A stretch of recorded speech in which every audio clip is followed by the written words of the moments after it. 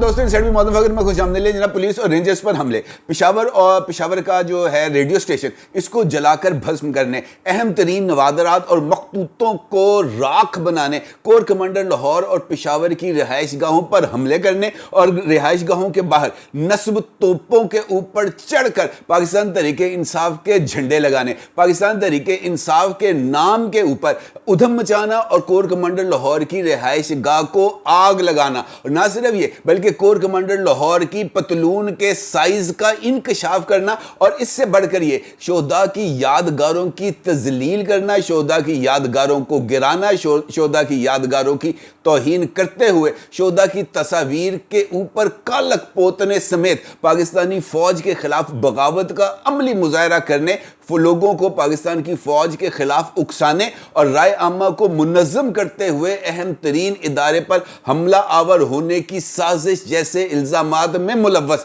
پاکستان تحریک انصاف کے جناب مراد سعید صاحب کے لیے ریڈ کارپٹ ریسیپشن کا بندوبست کر دیا گیا ہے. نہ صرف ریڈ کارپٹ ریسیپشن کا بندوبست کیا گیا ہے بلکہ جناب ان کے لیے تو پروٹوکول کے لیے لیموزین گاڑیوں کو بھی ارینج کر دیا گیا ہے. اور اس کا مطلب یہ ہے کہ حافظ صاحب تسی ہن نہ ہی سمجھو. میرا خیال ہے کہ اب اتنا ہی کافی ہے, کیونکہ جو کچھ آج ہو گیا ہے یا جو کچھ ہونے جا رہا ہے اس کے بعد ایک دن مجھے جو ہے نا وہ کچھ زیادہ دور نظر نہیں آ رہا کہ لوگ جی ایچ کیو کے گیٹ کے باہر کھڑے ہو کر ویسے ہی اشارے کر رہے ہوں گے جیسے پنجاب اسمبلی کے ایوان میں پاکستان تحریک انصاف سے تعلق رکھنے والے اراکین اسمبلی نے صوبائی وزیر اطلاعات و نشریات پنجاب عثمان بخاری کو دیکھ کر کیے تھے. وہی نازیبا اشارے یا اس سے بڑھ کر حرکتیں جناب جی ایچ کیو کے باہر ہونے جا رہی ہیں, کیونکہ ہم اس بات کو اسٹیبلش کر رہے ہیں کہ پاکستان کی ریاست کا ڈھانچہ اس حد تک کمزور ہے کہ وہ اشتہاری ملزمان کو یا وہ تمام الزامات جس کا میں نے گفتگو کے آغاز میں ذکر کیا اس کو کسی کورٹ آف لا میں ثابت کرنے کی پوزیشن میں ہی نہیں ہے. اور یہ اتنی بڑی سبکی ہے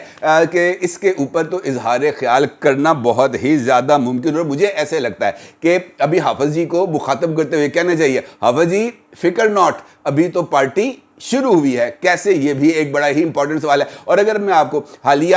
24 گھنٹے کے دوران جو گزشتہ 24 گھنٹے ہیں اس کے دوران ہونے والی یہ جو 3 خبریں ہیں آپ کی خدمت میں پیش کروں تو آپ کے سامنے یہ پورے کا پورا سینیریو نہ صرف واضح ہو جائے گا بلکہ آپ بھی میری طرح حافظ صاحب کو دعوت دیتے ہوئے کہیں گے جناب پارٹی تو شروع ہونے جا رہی ہے, کیونکہ واقعتاً اب پارٹی شروع ہونے جا رہی ہے. اندازہ کریں کہ معاملہ ہے مراد سعید کا اور اعظم سواتی کا, اور ان دونوں کے لیے پاکستان کی ریاست ان لوگوں کی کسٹڈی لینے کے لیے یا ان کو دہشت گرد ڈکلیئر کرانے کے لیے سر دھڑ کی بازی لگاتی ہے. اور سر دھڑ کی بازی لگانے کے باوجود یہ دونوں کریکٹرز پاکستان کے جو ریاستی ادارے ہیں, قانون نافذ کرنے والے ادارے ہیں, ان کے قابو میں نہیں آتے. اور آج پشاور ہائی کورٹ کے باہر جم گھٹا لگا تھا, بڑی تعداد کے اندر پولیس موجود تھی, اور پولیس کا تعلق بھی خیبر پختونخوا سے تھا جس کے چیف منسٹر ہیں جناب علی امین گنڈاپور صاحب. لیکن اسی عدالت میں, اسی پشاور ہائی کورٹ میں نہ صرف آج مراد سعید صاحب کے حوالے سے یہ جو معاملہ ہے وہ سامنے آیا, بلکہ وہاں پر ایک دلچسپ صورتحال اس وجہ سے بھی ڈیولپ ہو گئی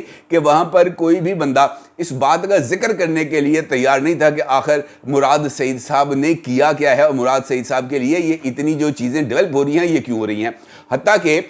یہ جو پروسیکیوٹرز تھے جو مختلف اداروں کے ساتھ تعلق رکھتے تھے, انہوں نے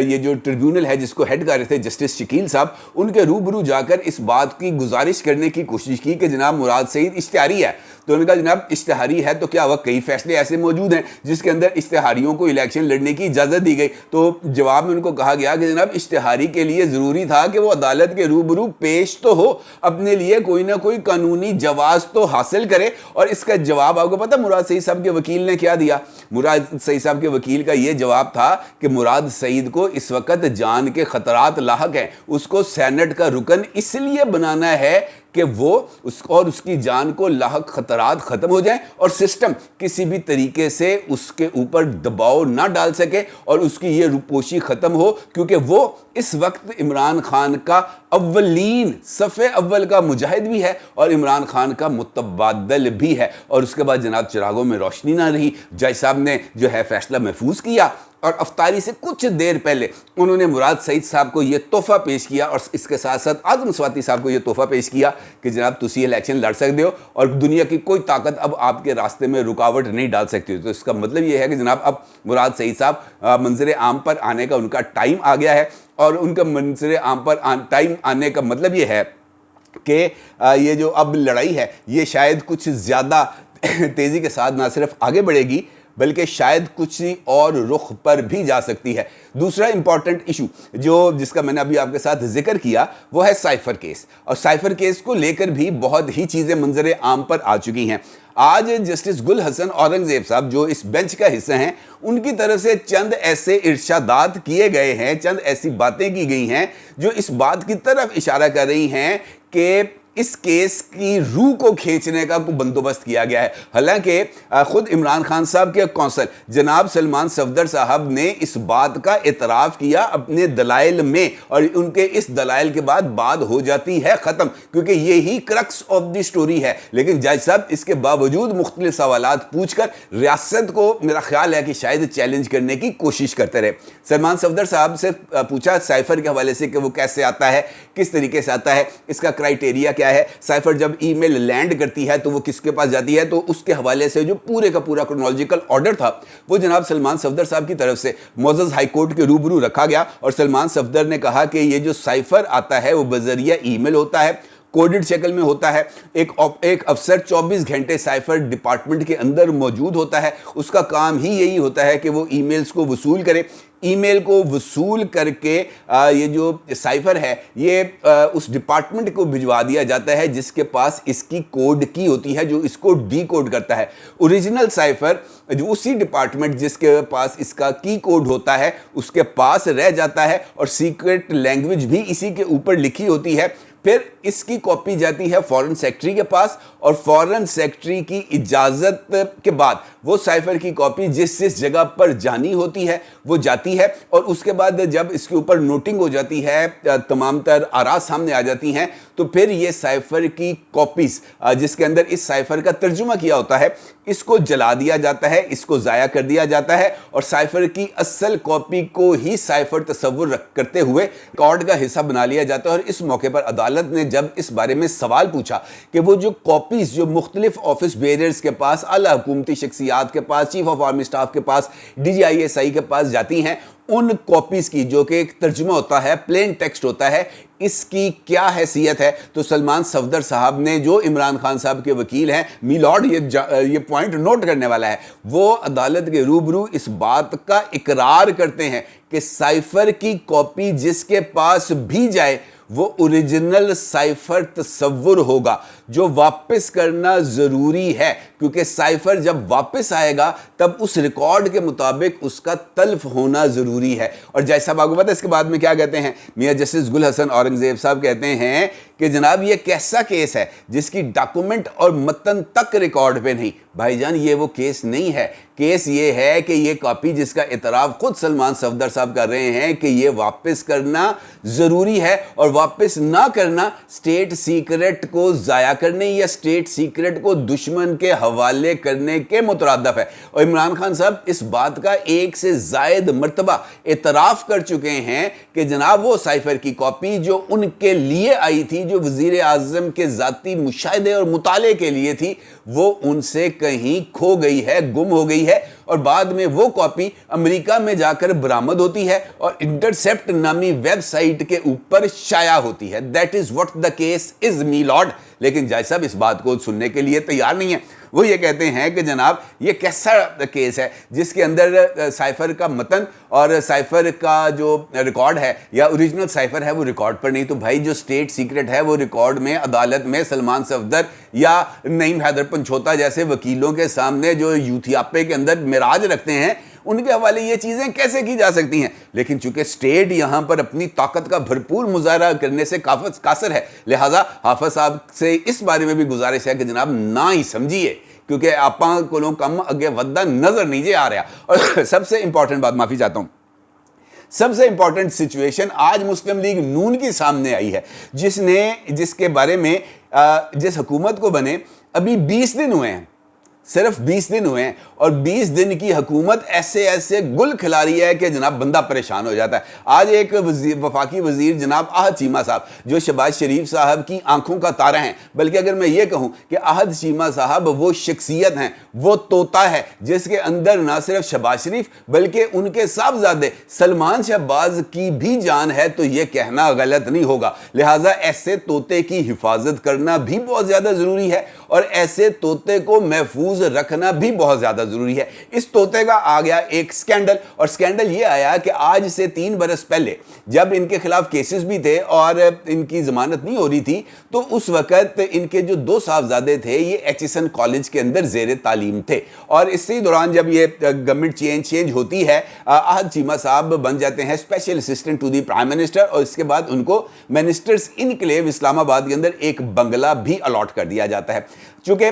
جو ہیں احد چیمہ صاحب یہ ٹرانسفر ہو جاتے ہیں اسلام آباد، تو ان کی طرف سے ایک درخواست آتی ہے ایچسن کالج کے پرنسپل کو کہ جناب میرے بچے میرے ساتھ جا رہے ہیں اسلام آباد، لہٰذا ان کو لانگ لیو ان کی اپروو کر دی جائے، کیونکہ مجھے نہیں پتا کہ میں کتنے عرصے کا مہمان ہوں اسلام آباد میں، لہٰذا جب بھی میری اسلام آباد سے رخصت ختم ہوگی، میری ڈیوٹی ختم ہوگی، میں واپس لاہور آؤں گا اور آ کر اپنے بچوں کو ایچسن کالج کا ایڈمیشن یا ان کو یہاں پر ری جوائن کروا دوں گا. مطلب یہ ہے کہ آپ یہ سمجھیں کہ ان کا سیمیسٹر کو فریز کر دیا جائے ایچسن کالج کے اندر تاکہ ان کی سیٹیں وہاں پر محفوظ رہیں. جس پر جناب جو پرنسپل ہیں ایچسن کالج کے، وہ ان کو تحریری طور پر اس بارے سے آگاہ کرتے ہیں کہ اس طرح کے قواعد اویلیبل نہیں ہیں، لیکن اگر آپ یہ کرنا چاہتے ہیں تب آپ کو اپنے بچوں کی پوری فیس ادا کرنی ہوگی، تبھی ان کی جو سیٹ ہے وہ یہاں پر محفوظ رہ جائے گی. یہ معاملہ چلتا رہتا ہے اور اسی دوران حکومت میں تبدیلی ہو جاتی ہے. شہباز شریف صاحب دوسری مرتبہ وزیر اعظم بن جاتے ہیں. دوسری مرتبہ وزیر اعظم بننے کے بعد احد چیمہ صاحب اس مرتبہ سینٹ کے رکن بھی منتخب ہونے جا رہے ہیں، اور اس کے ساتھ ساتھ وہ وفاقی وزیر کے منصب پر بھی فائز ہو رہے ہیں. اور اس کے ساتھ ساتھ ایک درخواست آتی ہے جو ہے وہ گورنر پنجاب کو اور ان کی اہلیہ احد چیمہ صاحب کی اہلیہ کی طرف سے، اور اس میں اس بات کی درخواست کی جاتی ہے کہ یہ جو 3 سال کی فیسیں ہیں، یہ جو ڈیوز ہیں، یہ معاف کیے جائیں. پہلے وہ ایچسن کالج کے پرنسپل سر تھامس کو یہ اپلیکیشن دیتی ہیں، اور سر تھامس قواعد کے مطابق اس اپلیکیشن کو مسترد کر دیتے ہیں اور یہ کہتے ہیں کہ جناب آپ کو فیس پے کرنا پڑے گی، اس کے علاوہ کوئی اور آپشن نہیں. جس کے بعد اگلے ہی دن یہ درخواست گورنر ہاؤس لاہور میں آتی ہے، اور گورنر پنجاب بلیغ الرحمان صاحب 8 صفحات 1 2 3 نہیں 8 صفحات پر مشتمل ایک نوٹ تحریری طور پر لکھتے ہیں، اس پر اپنے دستخط کرتے ہیں اور ایچسن کالج کے پرنسپل کو بھجواتے ہیں اور اس کو آرڈر کرتے ہیں کہ جناب یہ والی جو فیسیں ہیں 3 سال کی، اس کو میں ویو کر رہا ہوں. جس پر بطور احتجاج ایچسن کالج کے جو پرنسپل ہیں وہ استعفیٰ دے دیتے ہیں. نہ صرف وہ استعفیٰ دیتے ہیں بلکہ ایچسن کالج کی مینجمنٹ کمیٹی کے جو پریزیڈنٹ ہے ریناؤڈ انڈسٹریلسٹ جناب بابر علی صاحب، وہ بھی اپنے عہدے سے استعفیٰ دے دیتے ہیں. اور اس کے بعد جو کہانی ہے وہ اور زیادہ دلچسپ مرحلے میں داخل ہو جاتی ہے. گورنر صاحب یہ کہتے ہیں کہ جناب احد چیمہ کا اس معاملے سے کوئی لینا دینا نہیں ہے، یہ جو انکوائری ہے یہ انیشیٹ ہونے جا رہی تھی پرنسپل ایچسن کالج کے خلاف، کیونکہ وہ 40 لاکھ روپیہ مہینہ تنخواہ لے رہا تھا. آج سے پہلے اس بات کا گورنر صاحب کو کبھی علم نہیں ہوا کہ وہ انیشیٹ کرنے جا رہے ہیں inquiry against the principal of the Aitchison college, لیکن یہ انیشیٹ ہو جاتی ہے. جناب عطا تاڑر صاحب، ویسے تو میرا یہ ماننا تھا کہ عطا تاڑر صاحب کو احد چیمہ کے حق میں پریس کانفرنس کرنے سے پہلے استعفیٰ دے دینا چاہیے، لیکن چونکہ پاکستان کی سیاست ہے اور پاکستان کی سیاست کی آنکھ میں نہ شرم ہے اور نہ ہی اس کی آنکھ میں کسی کا کوئی حیا ہے اور نہ ہی یہاں پر کسی بھی اصول کے اوپر کوئی پیرا دیا جاتا ہے، لہذا عطا تاڑر صاحب نے کمال ڈھٹائی، کمال بے شرمی، کمال بے غیرتی کے ساتھ پریس کانفرنس کی، اور پریس کانفرنس کے اندر انہوں نے اس بات کا شگوفہ پھوٹا ان کے جو ہے وہ منہ مبارک سے کہ جناب اگر ایک بچہ سکول میں جا ہی نہیں رہا تو اس کی فیس کیسی، اور فیس کی ویور کی درخواست تو آئین اور قانون کے مطابق ہے. تو جناب یہ جو 3 مہینے کی اب گرمیوں کی چھٹیاں ہونے جا رہی ہیں، میرے اور آپ کے بچے جو 3 مہینے سکول نہیں جائیں گے تو پھر ان 3 مہینوں کی فیسیں ہم بھی ادا نہیں کریں گے. براہ کرم اس کے لیے بھی ایک نہ صرف پریس کانفرنس کر دیں بلکہ گورنر پنجاب تو اب یہ سمریز لکھنے کا ماسٹر بھی ہو چکے ہیں، ان سے کہیں کہ جناب یہ اس طرح کی ایک جو ہے وہ آرڈر پاس کر دیں کہ پرائیویٹ سکول 3 مہینے کے لیے جو